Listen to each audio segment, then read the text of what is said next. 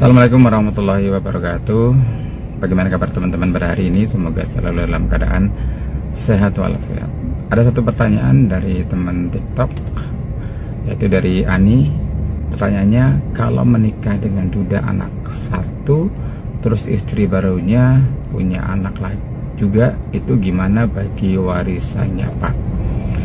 Ya, terima kasih atas pertanyaannya. Saya akan mencoba menjawabnya.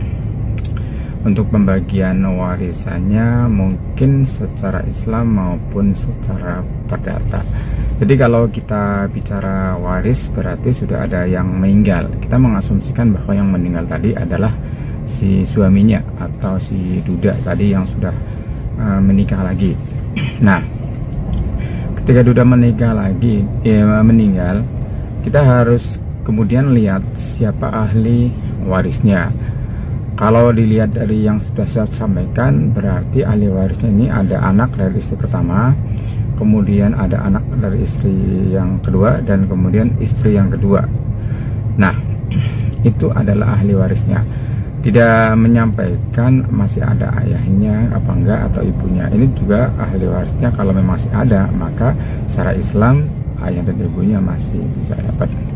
Nah, bagaimana pembagian warisannya? Nah, saya membayangkan ini pertanyaannya adalah ada anak dari istri pertama dan kedua.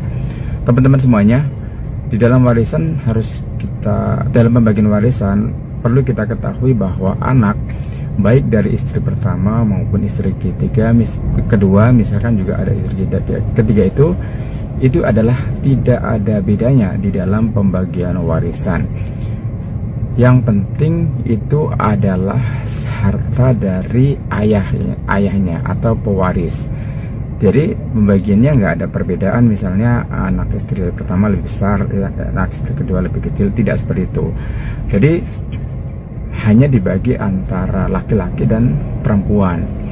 Kalau secara Islam ya, kalau misalnya dalam pembagian warisan itu laki-laki 2 bagian dan perempuan adalah 1 bagian.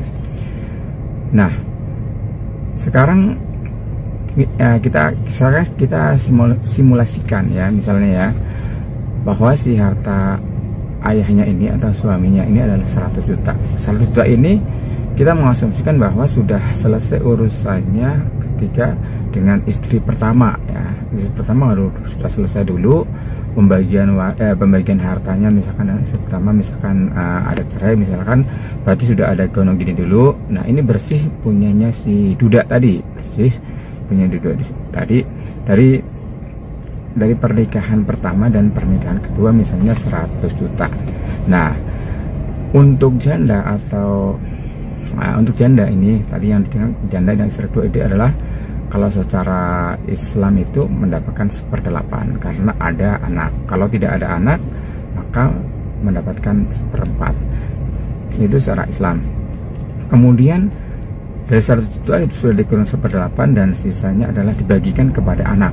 Nah, anak dari istri pertama dan istri kedua kembali tidak ada bedanya, tinggal perempuan atau laki-laki. Nah, kalau misalnya ada laki-laki, ya berarti laki-laki mendapatkan 2 bagian. Kita asumsikan misalnya ada anak laki-laki 1, perempuan 2, Jadi saya nggak melihat ini dari istri yang mana ya. Intinya dari beberapa istri ada anak laki-laki 1, perempuan 2. Kalau setelah dikurang 1/8 tadi misalnya ya, ini diasumsikan masih ada 80 juta. Nah, 80 juta itu karena tadi ada anak laki-laki dan perempuan, maka dibagi 4, yang 2 bagian untuk laki-laki, yang 1 bagian untuk perempuan kalau secara Islam. Nah, sekarang kalau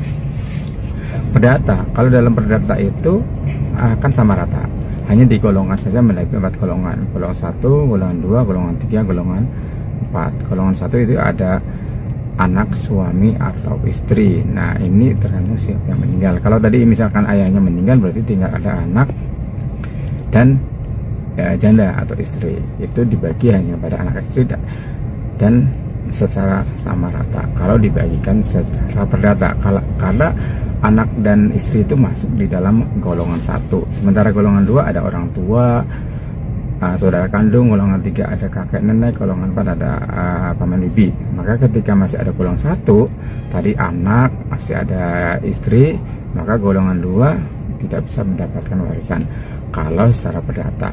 Tapi kalau secara Islam, orang tua kalau masih ada itu berhak mendapat warisan dari yang anaknya yang meninggal dunia. Kira-kira seperti itu. Jadi intinya itu pembagiannya adalah dari istri pertama dan istri kedua itu tidak ada bedanya, tinggal laki-laki atau perempuan kalau secara waris Islam. Kira-kira seperti itu Mbak Ani, mudah-mudahan dipahami tapi silahkan kalau mau komen, kalau mau masih ada yang ditanyakan gitu. Nah, untuk janda sendiri kalau secara Islam mendapatkan 1/8 dari harta suaminya. Terima kasih, mohon maaf kalau ada kata-kata yang salah. Silahkan like, follow TikTok ini, subscribe di channel saya SDY Channel. Di situ banyak terkait dengan masalah hukum. Silahkan kalau mau ada yang ditanyakan, saya akan membalas semua komentar yang masuk ke dalam kolom komen YouTube saya. Terima kasih. Assalamualaikum warahmatullahi wabarakatuh.